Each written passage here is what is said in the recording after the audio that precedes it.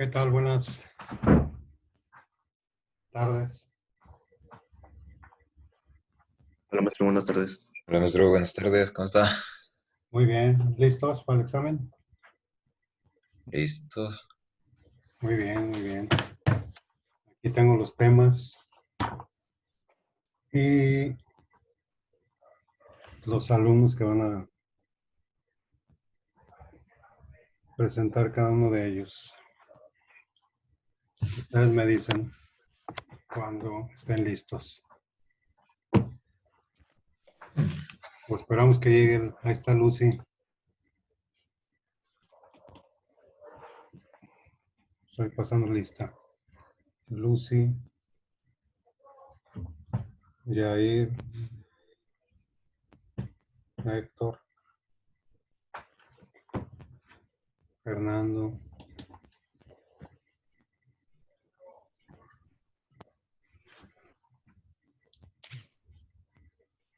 Lucy. Lucy en el cielo de diamantes. Buenas tardes. Hola, ¿dónde dejaste a Pau?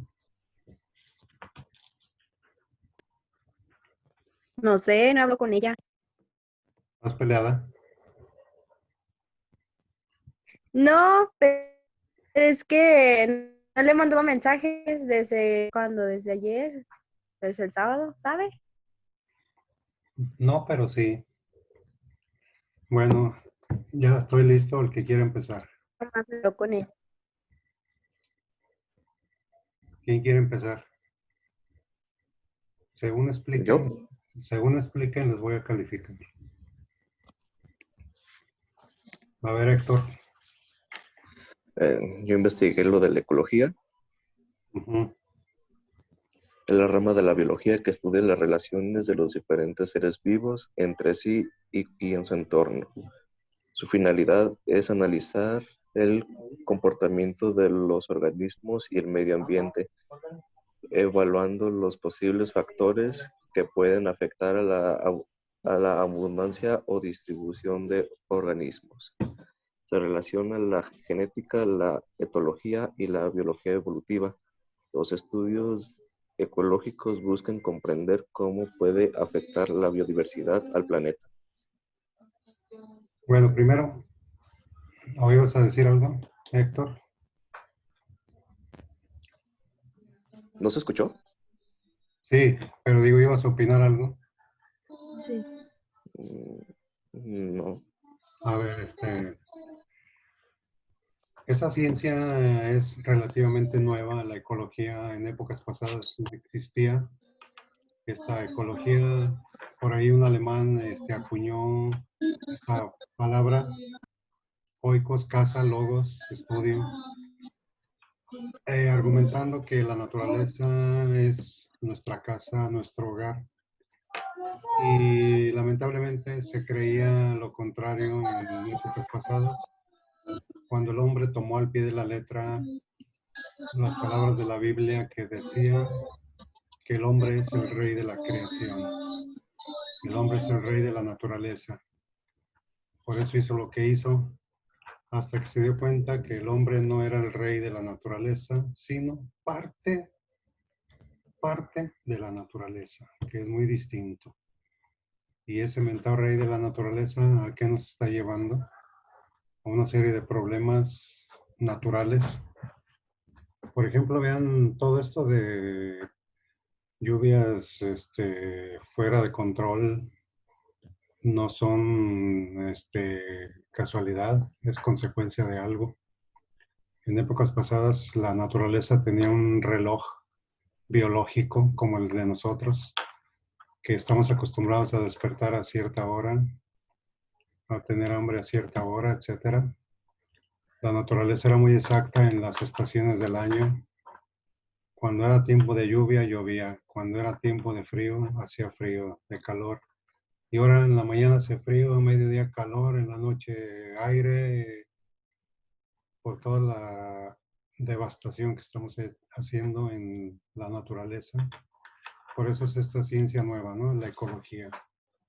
Muy bien. ¿Algo más, Héctor? Sí, también busqué como su origen, digamos. Ajá. La ecología surgió como el estudio de ecosistemas y hábitats locales, y no fue hasta el siglo XX cuando el ruso Vladimir Vernadsky amplió este concepto para incluir la organización biológica y geológica del planeta como un todo.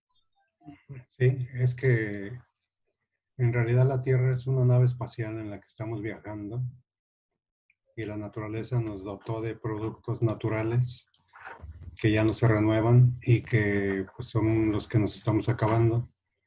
Pero es una nave espacial, la Tierra, que está viajando por el espacio como si fuera un Apolo, una nave gringa. Así andamos con nuestra ración de víveres.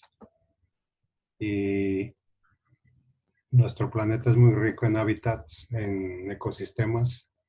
Aquí tenemos desiertos, selvas, bosques tropicales, pradera, montañas, en fin. Lo único malo es el Mexican. ¿Algo más, Héctor, o ya? Lo más, eso sería todo. Muy bien. Pau y compañía están exponiendo el tema que les tocó. Hola, ¿Alguien? maestra, buenas tardes. Hola. ¿Tú, Mera? Sí, A ver. Sí. sí. Ingeniería genética es la utilización de la tecnología del ADN recombinante ADNR para alterar la composición genética de un organismo. Tradicionalmente, los seres humanos han manipulado indirectamente los genomas mediante el control de la reproducción, así como seleccionando aquella descendencia que tenga las características deseadas. La ingeniería genética implicó la manipulación directa de uno o más genes. Lo más común es que un gen de otra especie se introduzca en el genoma de un organismo para producir el fenotipo deseado. La ingeniería genética es un término que se introdujo por primera vez en nuestro lenguaje en la década de los 70. ¿Es buena o es mala la ingeniería genética? Pregunta general.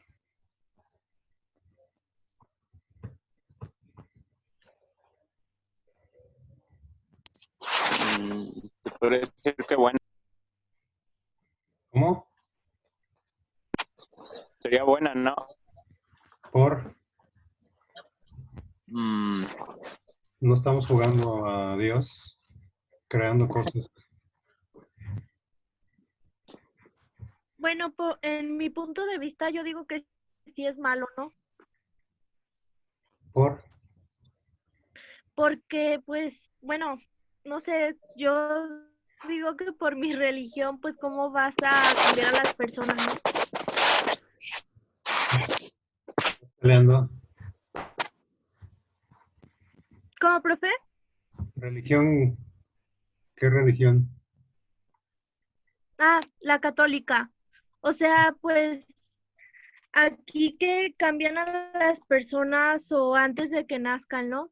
Ajá, Haciéndolas como, por ejemplo, si es un hombre, la quieren convertir a mujer o no sé, y pues ya si es un hombre, pues ya debería nacer como hombre, ¿no? claro. Sí, es como la ciencia, es neutra, depende cómo la orientemos, ¿no? Lamentablemente se está orientando a cosas como jugar a la creación de seres, Pau, y en ese sentido sí está mal. Pero también la ingeniería genética se utiliza para determinadas enfermedades. Por ejemplo, cuando una persona recibe un órgano que no es de él, puede haber dos reacciones: o lo asimila y no hay problema, o lo rechaza e incluso puede morir el paciente.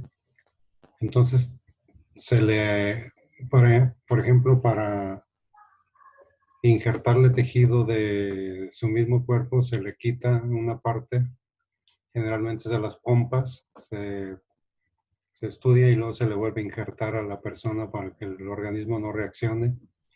Pero sí, por ejemplo, la clonación es un tema vital en la ingeniería genética y ahí sí hay mucha controversia, ¿no? Si está bien o si está mal manipular los genes para crear otros seres que, como decía Pau, no son originales.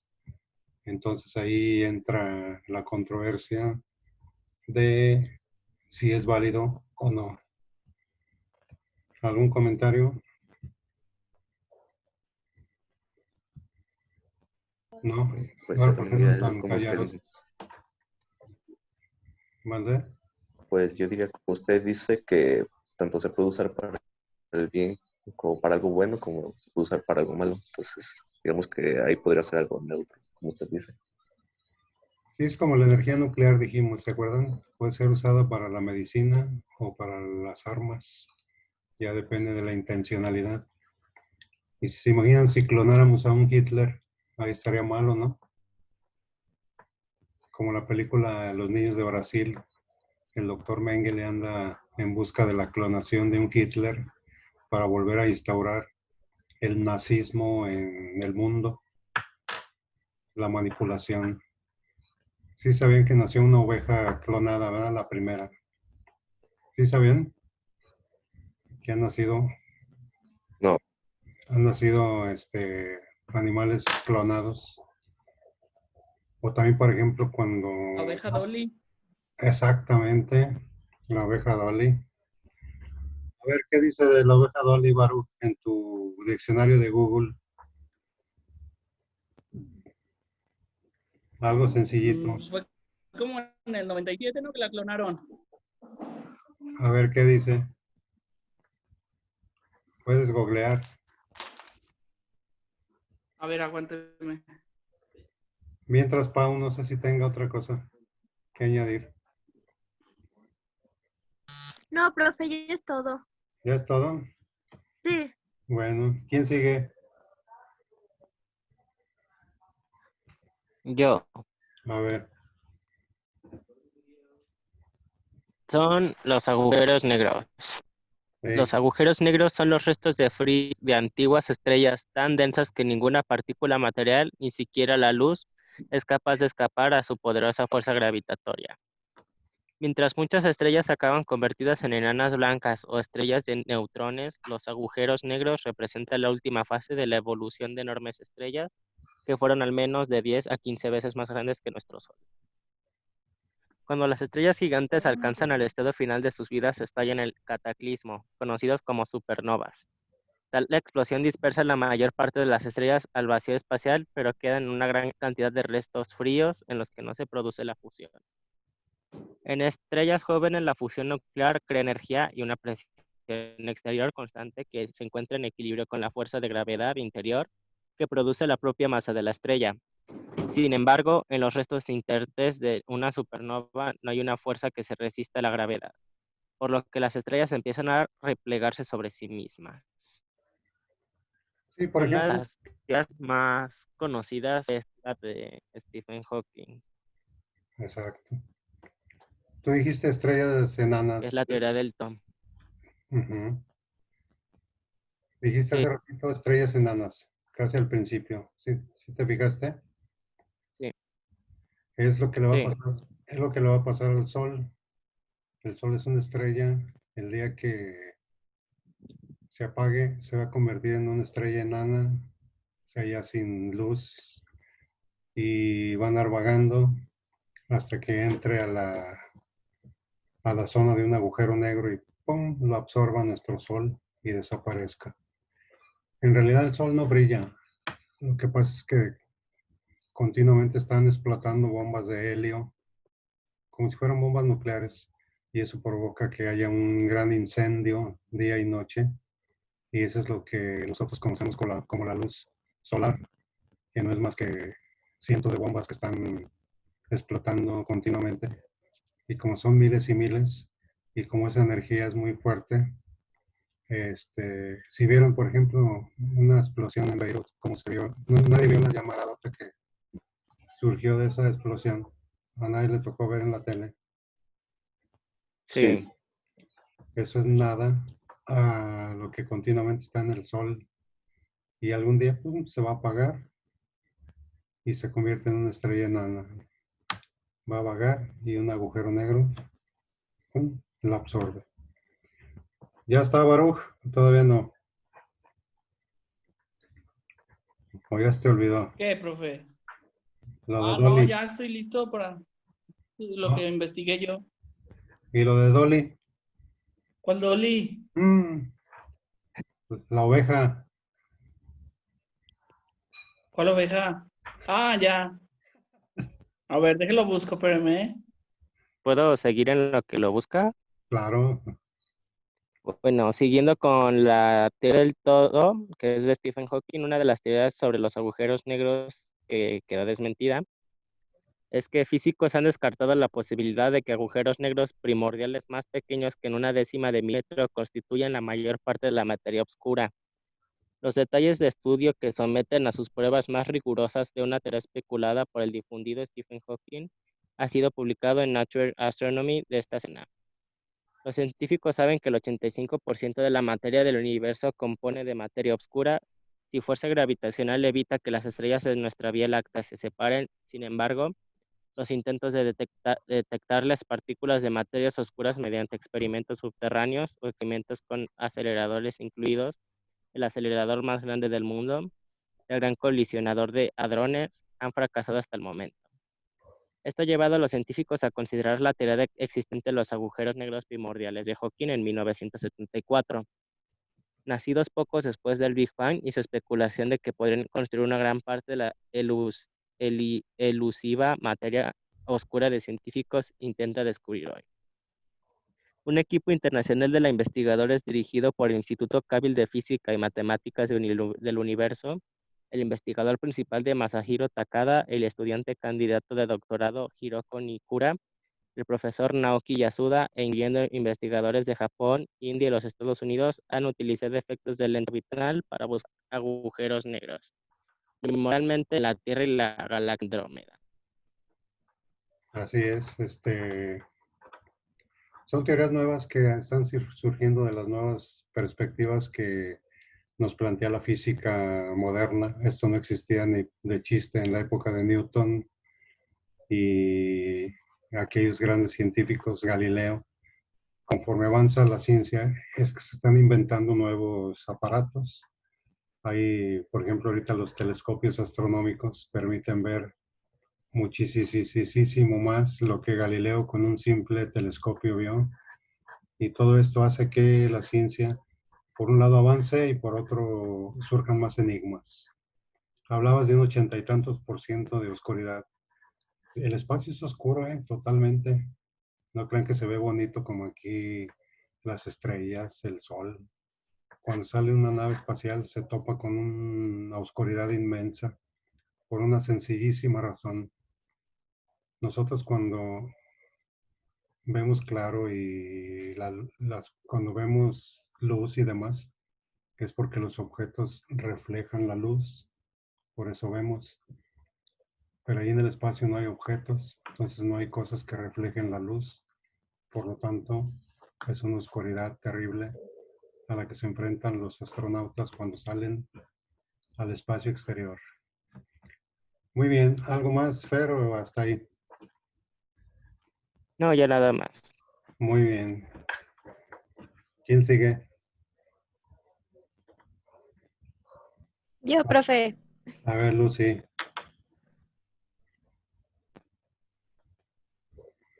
Te escuchamos. Título. Los rayos X Sí. Guillermo Roentgen. son una forma de radiación. ¿Mande?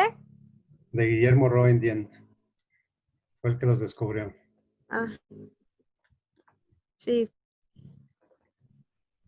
Son una forma de radiación electromagnética similares a la luz visible. Sin embargo, a diferencia de la luz, los rayos X tienen una mayor energía y pueden pasar a través de la mayoría de los objetos, incluyendo el cuerpo.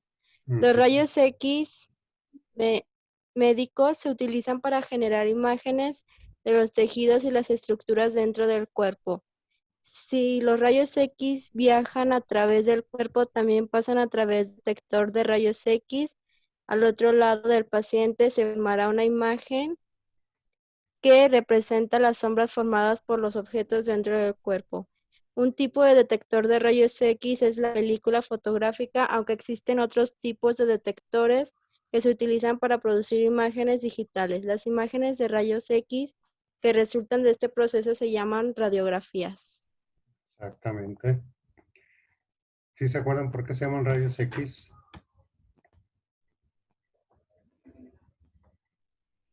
Porque cuando los descubrieron no sabían qué era. Y la X, acuérdense, en matemáticas representa un enigma, una ecuación a resolver, a despejar. Entonces, como era un fenómeno que se presentaba así de improviso, no hallaban la explicación al respecto, pues son rayos que, pues sepa, ¿y dónde salieron? ¿Sabe? Son rayos X. Y ya se quedó el nombre. Fue el alemán Guillermo Röntgen el que empezó con toda esta serie de trabajos. Ahí está, por ejemplo, un caso de la ciencia. Es neutral. Los rayos X se utilizan en la medicina para algo positivo. Nos permite ver, es como una fotografía interna. Nos permite ver lesiones, fracturas, dislocaciones, defectos, problemas internos. Y la ciencia se está aplicando de una manera positiva. Entonces la ciencia va a ser neutral siempre. Ya depende del hombre cómo la maneje. Por ejemplo, las armas químicas son súper dañinas. Las vacunas son positivas, son buenas. Ya hay vacunas contra la COVID. ¿Sí sabían eso?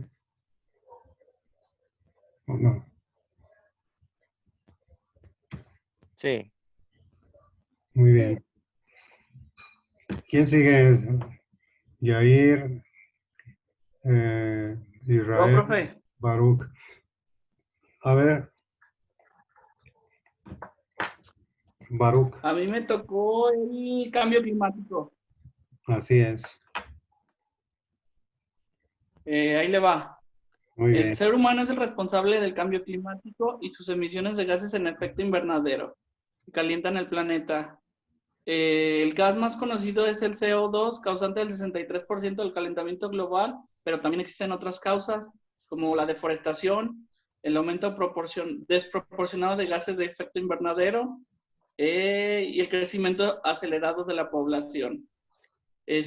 También las consecuencias de todo esto, que son acidificación y contaminación del agua gracias a la concentración de dióxido de carbono en el aire, grandes fenómenos meteorológicos, así como los huracanes, los ciclones, las lluvias, sequías extremas e inundaciones. Otra consecuencia es la muerte, migración y extinción de diferentes especies de animales, como la destrucción y el hábitat marino. Entre esas son la presencia de plásticos y otros contaminantes en el mar, la pesca excesiva y otras prácticas de pesca destructivas. La alteración del ciclo del agua, el aumento del nivel del mar, de la temperatura global a causa del deshielo. Y acá tengo otras dos. La aparición de enfermedades como el dengue y la malaria y el agotamiento de recursos naturales necesarios para la vida humana. Todo eso son causas del calentamiento global. Así es. Por ejemplo, la tala. Ustedes saben que un árbol libera oxígeno y el oxígeno es un elemento fresco. Por eso si ustedes están debajo de un árbol van a sentir frescura porque el árbol libera oxígeno y es un gas fresco. Y a su vez, el árbol absorbe un gas caliente que se llama el dióxido de carbono. Por eso cuando ustedes andan paseando o caminando por una zona de árboles, el efecto es doblemente positivo. Por un lado está el árbol absorbiendo ese gas caliente, el dióxido, y por otro está liberando el gas fresco, que es el oxígeno. Entonces, ¿qué pasa cuando se cortan los árboles? No hay aire fresco, En cambio queda ahí el dióxido, que es el aire caliente. Por eso en calles donde no hay ni un árbol se siente el calorón y lo caliente. En el desierto, como no hay árboles que absorban el oxígeno, perdón, el dióxido, ni que liberen oxígeno, por eso se siente bien caliente. No sé si han visto la televisión, las zonas que están bien inundadas, muchas ciudades. ¿No les ha tocado ver? Ahorita con las lluvias. Unas ciudades súper inundadas. Por las lluvias. Exacto. Por las lluvias intensas que rebasan los límites. Por ejemplo, si se deshielaran, si se los icebergs y todas las montañas de hielo de los polos, ¿qué pasa si se deshielaran? Llegan al mar, sube el nivel y puede haber grandes inundaciones. Así de sencillito, como en las películas de ciencia ficción. ¿Algo más, Varo? ¿O listo? No, listo, profe. Muy bien. Con eso. Con eso basta y sobra. ¿Quién falta? Yair y Israel. Sí. Sí. El que quiera. Tú y primero. A ver. ¿Simón o qué? Un volado. A mí me tocó la robótica. Muy A ver, bien. avienta la moneda. ¿Qué le vas, Pau? A mí me tocó la robótica. No, pues ya, No sé, profe. ya ganó.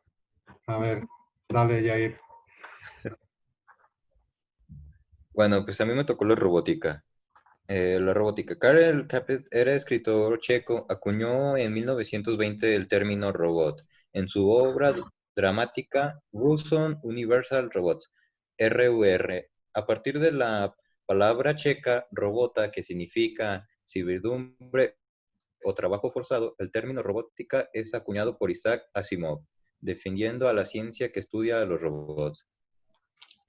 Alrededor del año de 1400 a.C., los habitantes de Babilonia desarrollaron un reloj de agua que llamaron Clesidra, que es considerado como uno de los primeros dispositivos robóticos de la historia.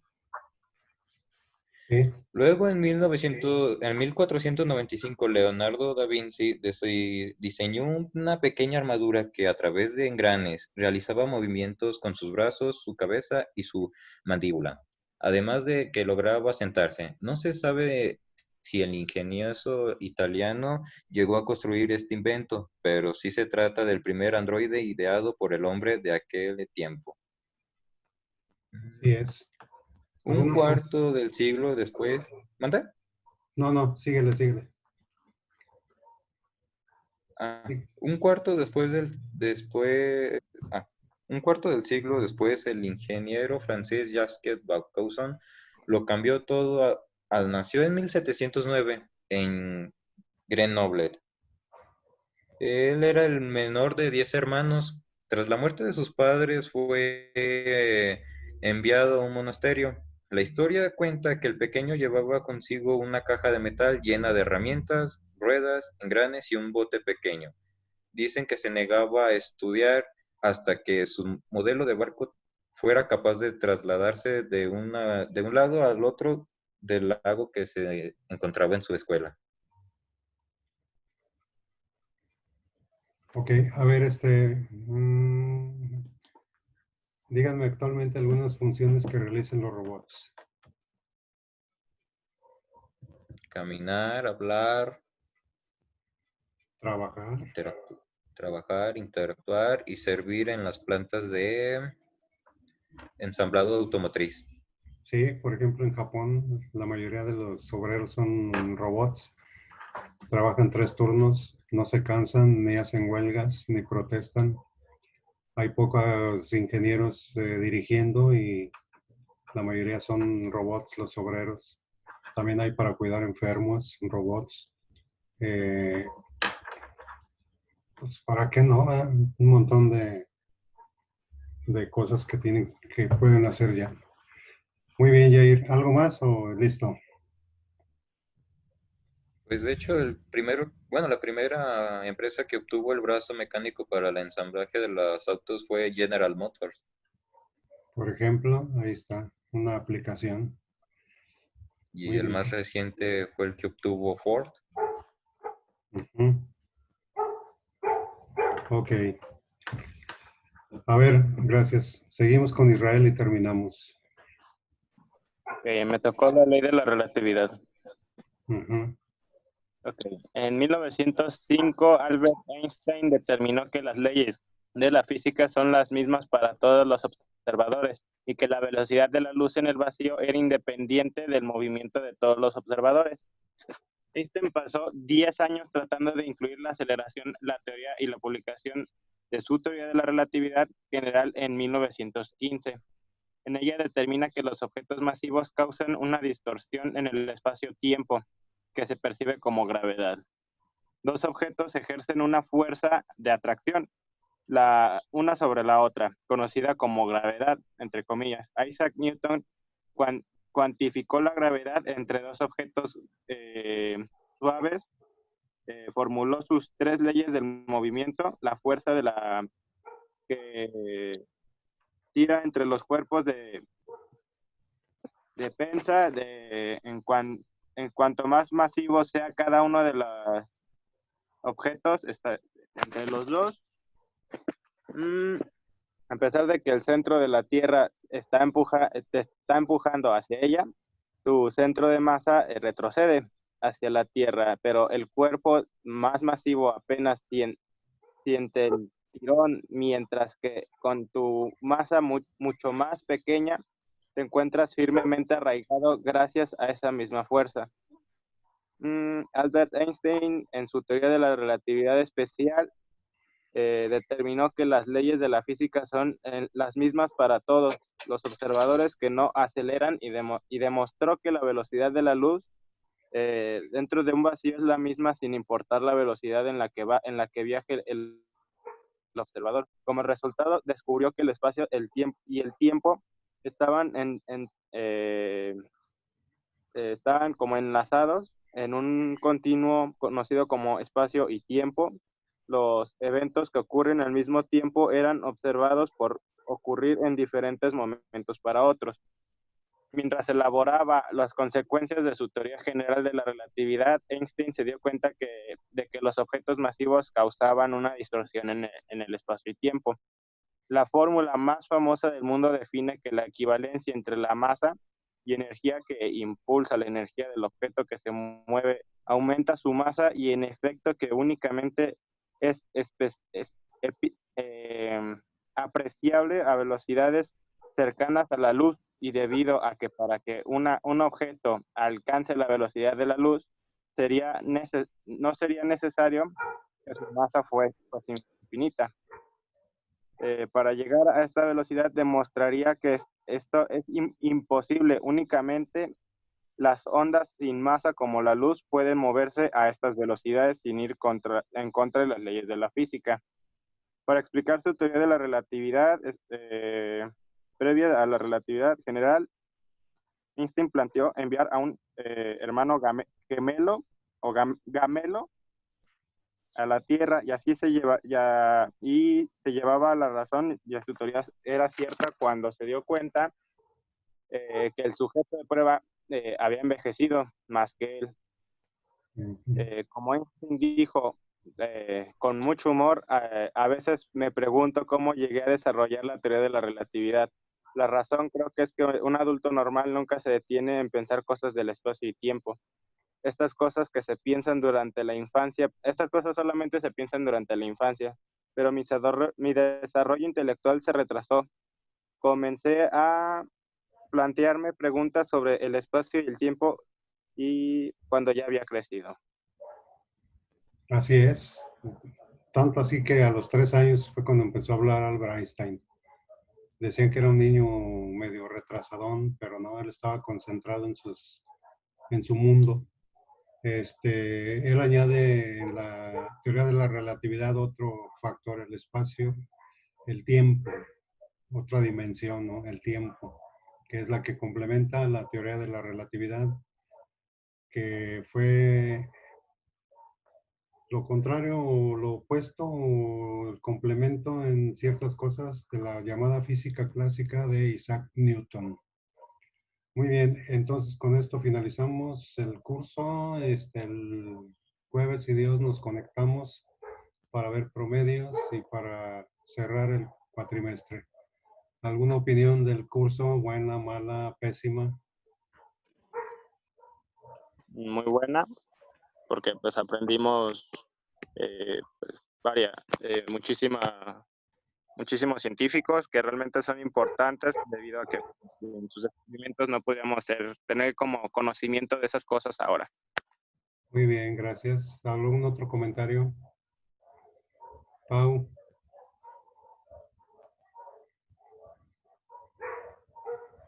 ¿Estuvo bien, mal, pésimo? No, profe, todo estuvo bien. Bien, profe, todo bien. Pero motivo. No, es que nosotros leíamos y usted como que le daba el término porque nos explicaba más a fondo lo que nosotros leíamos. Ah, ya. ¿Y Yair qué piensa?